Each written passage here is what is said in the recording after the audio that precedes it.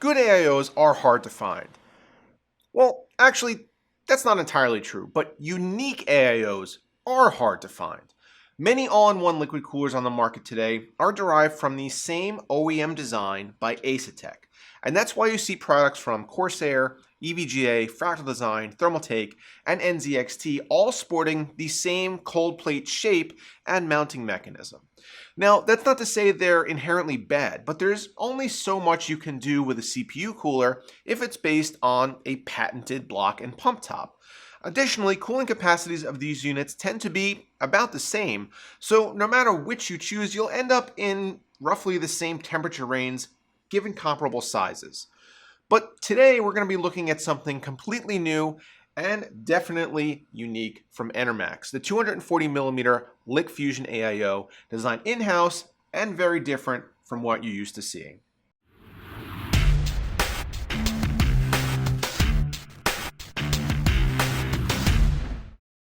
Let's start with the packaging and what you get inside. It's first of all white, which stands out right away. But when you open this very modest sized box, you're greeted with a completely unexpected amount of stuff. Of course, there's the pump, fans, and radiator all hooked up and ready to go. But you also get a container of coolant for refills or top-offs, Velcro straps to help wrangle wiring or tubes, an RGB controller, a fairly large mounting assembly, thermal paste and applicator, and more. The fact that you get a full extra bottle of coolant means a couple of things. One, there is a user serviceable drain and fill port on here somewhere, and in fact, it's right on the side of the block. And two, Enermax has designed the LIQFusion to have a longer service life than most other coolers, because evaporation, leaching, and gunk tends to kill most units after a few years' time.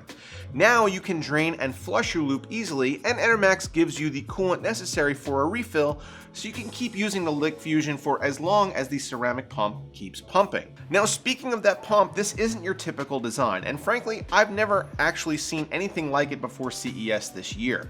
At that time, I was kind of torn, and I think that I remain that way now.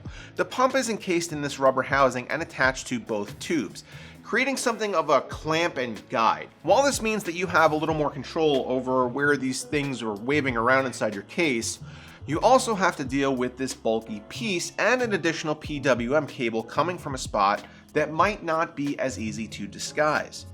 The rest of the LIQFusion, though, I can definitely get behind.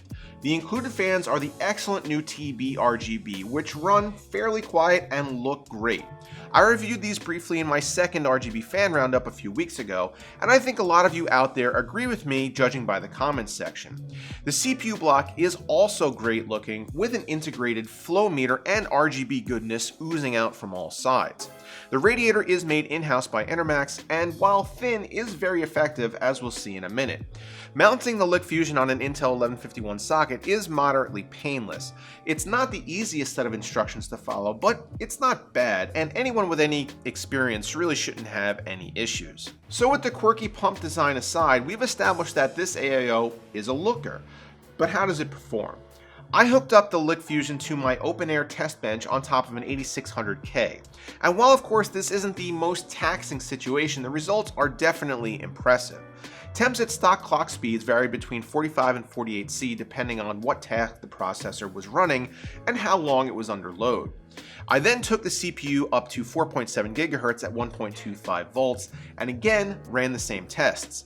Cinebench only got us to 50C, the Firestrike physics test to 51C, and IDA64 leveled off at 54C after about 6 minutes. In fact, in order to make sure this wasn't an aberration caused by short test duration, I left IDA running for a good half hour and didn't see temps edge up even a bit.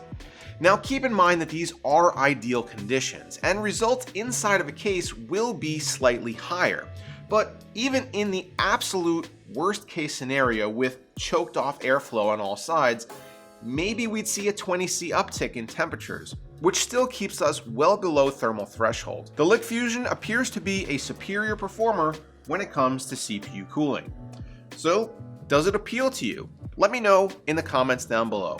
Does the pump placement turn you off? Or are you more concerned with cooling performance and or RGB implementation? I hope you guys enjoyed the video. Thanks for watching, and I'll see you next time.